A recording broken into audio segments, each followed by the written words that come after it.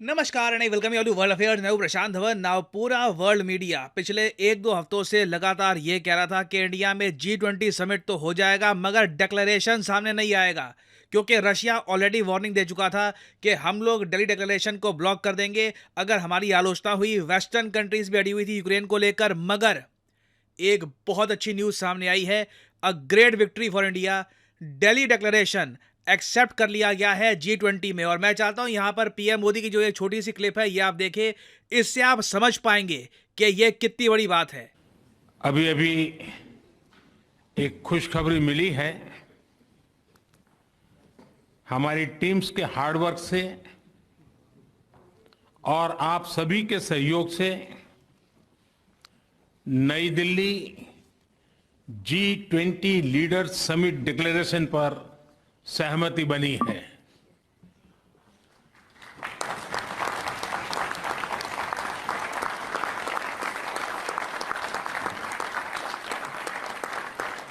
मेरा प्रस्ताव है कि इस लीडर्स डिक्लेरेशन को भी एडॉप्ट किया जाए। मैं इस डिक्लेरेशन को एडॉप्ट करने की घोषणा करता हूं।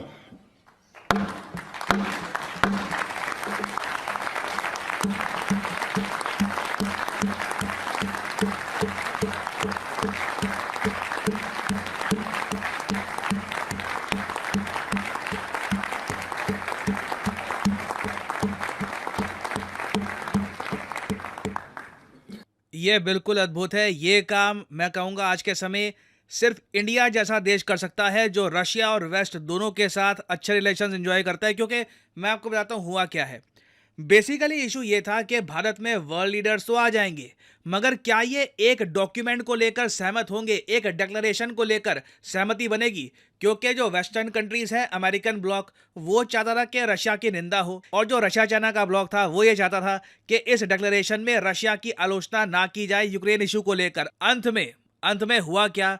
डिक्लेरेशन एक्सेप्ट कर लिया गया। और सबसे यूनिक बात देखिए, इंडिया ने यहां पर बिल्कुल रिवर्स कार्ड खेल दिया। अंत में इंडिया ने यह कहा वेस्टर्न कंट्रीज को कि हम न्यू दिल्ली डिक्लेरेशन में रशिया की बढ़ चढ़ के निंदा नहीं करेंगे।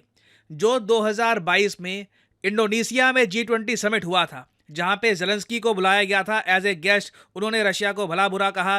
डिक्लेरेशन में रशिया के बारे में बहुत सारी खराब बातें लिखी गई। उसके कंपैरिजन में मैं आपको बता दूं, न्यू दिल्ली डिक्लेरेशन में रशिया की कोई भी निंदा नहीं करी गई। कई जगह जो आप कह लीजिए न्यूक्लियर थ्रेट की बात थी या फिर और चीज़ों की बात थी, वहां पे रशिया का नाम हटा दिया गया। मैं कहूँगा ये एक जियोपॉलिटिकल गिफ्ट है इंडिया का रशिया को कि G20 समिट हमने करवाया और आपकी निंदा भी नहीं करी। रिटन डिक्लेरेशन पे कोई आपकी निंदा नहीं हुई और यूएस, यूरोप, बाकी सब कंट्रीज इस डिक्लेरेशन को लेकर मान भी गए। अब अजीब है, मैं यही कहूँगा कि व्लादिमीर पुतिन इंडिया क्यों नहीं आए, क्योंकि मेरे हिसाब से उनके लिए ये एक बड़ी जीत होती। पुतिन खुद एंजॉय करते ये सब देखना कि डिक्लेरेशन रीच कर लिया गया और इंडिया ने ये सब कंट्रीज को मना लिया है। और जब डॉक्टर जयशंकर से पूछा गया कि जो इंडोनेशिया में पिछले G20 समिट में बातें करी गई थी, रशिया की आलोचना हुई थी, आपने तो सब कुछ ही पलट दिया। मतलब शॉकिंग है ये अपने आप में, ये एक रिमार्केबल विक्ट्री है। तो इसके जवाब में जयशंकर साहब ने यह कहा था, बाली वॉज बाली, इंडोनेशिया में जगह है बाली, बाली में जो हुआ वो वहां पे हुआ, ये दिल्ली है।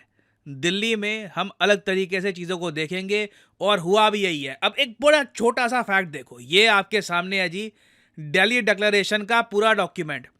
इस पूरे डॉक्यूमेंट पे यूक्रेन का मेंशन गिनती के 4 बार किया गया है, ओनली 4 टाइम्स। इसके कंपैरिजन में जो बाली डिक्लेरेशन इंडोनेशिया में हुआ था, जो 2022 में इंडोनेशिया में जो G20 समिट हुआ था ना, उसमें यूक्रेन का मेंशन 42 टाइम्स किया गया था। आप मैग्नीट्यूड समझ रहे हैं? अब आप थोड़ा समझ पाओगे कितना मुश्किल रहा होगा वेस्टर्न कंट्रीज को यह समझाना कि जिस देश का मेंशन तुमने पिछले साल 42 टाइम्स करवाया था ना, उसको गिनती के 4 बार हम मेंशन करेंगे और साथ में ये भी नहीं कहेंगे कि हम रशिया की निंदा करते हैं। मंजूर है, इंडिया ने ये बात मंजूर करवाई है वेस्टर्न कंट्रीज से। This is the accomplishment. अब आप यहां पर कहोगे मगर ये तो हमने रशिया का फायदा करा दिया ना। ठीक है, इससे हमको क्या मिला? अरे देखिए, जब एक पूरा समिट आप सिर्फ एक वॉर पर फोकस करवाते हो ना, तो बाकी कुछ एग्रीमेंट्स और चीज़ों पर डॉक्यूमेंट्स उन पे साइन होते नहीं है। अब ये आपके सामने लिस्ट है।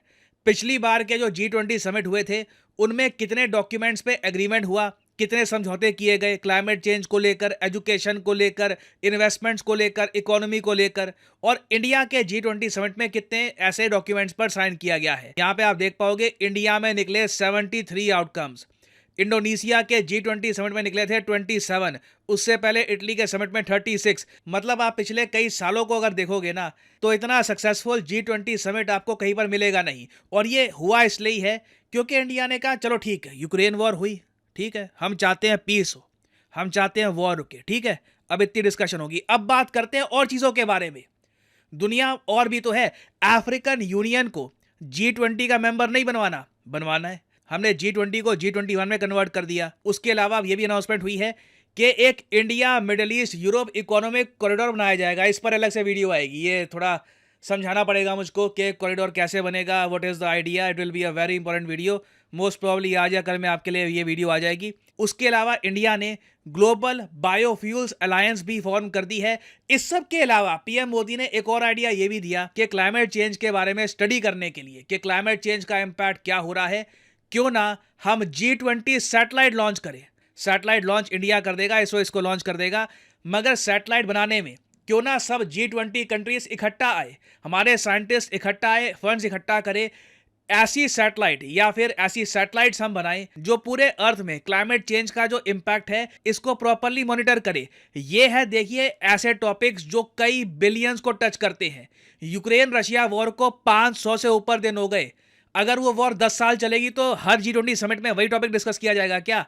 Eventually we have to move on. तो इसलिए दिल्ली डिक्लेरेशन बहुत ज़्यादा इंपॉर्टेंट था और इंडिया की फॉरेन पॉलिसी की मैं कहूँगा कि ये पीक है, ये एक बहुत बड़ी विक्ट्री है। जो जियोपॉलिटिक्स में जिनका इंटरेस्ट है, जो फॉरेन पॉलिसी को समझते हैं, वही यहाँ पर ट्रूली अप्रिशिएट कर पाएंगे कि इंडिया ने क्या करके दिखाया है। और फाइनली यहाँ पे आप लोगों से मैं क्वेश्चन पूछूंगा। क्वेश्चन यहाँ पर यह है कि इंटरनेशनल लिटरेसी डे 2023 का हमने किस दिन ऑब्जर्व किया है। बहुत इंपॉर्टेंट है, यूएन डेजिग्नेटेड डे है इंटरनेशनल लिटरेसी डे। ये है यहाँ पे आपकी ऑप्शंस, 1 सितंबर, 7 सितंबर, 8 या फिर 9। कमेंट सेक्शन में करिए उत्तर। जो लोग सही आंसर करेंगे उनकी कमेंट को मैं हार दे दूंगा ताकि बाकी लोग समझ पाए कि सही उत्तर क्या है। और फाइनली यहाँ पर मैं ये भी ऐड कर दूं कि आप किसी भी एग्जाम की तैयारी कर रहे हैं, चाहे एसएससी, यूपीएससी, बैंक, आप परचेज कर सकते हैं अनअकैडमी के क्वालिटी कोर्सेज। कमेंट सेक्शन में जाइए, पिन कमेंट में यहाँ पे आपको मिलेंगे link. For example let's say आपको प्रिपेयर करना है यूपीएससी के एग्जाम के लिए, तो यूपीएससी के लिंक पर यहाँ पर करिए क्लिक और यहाँ पे आप परचेज कर पाएंगे अनअकैडमी का यूपीएससी कोर्स। बट जो प्राइसेस यहाँ पर लिखे हैं, don't ever pay these prices. Simply यहाँ पर कोड डालिए PD10 and the prices will start falling and you will be able to save a lot of money. So use the code PD10 and save money. और इसी note के साथ यह है video का अंत। Thank you for listening. May the gods watch over you.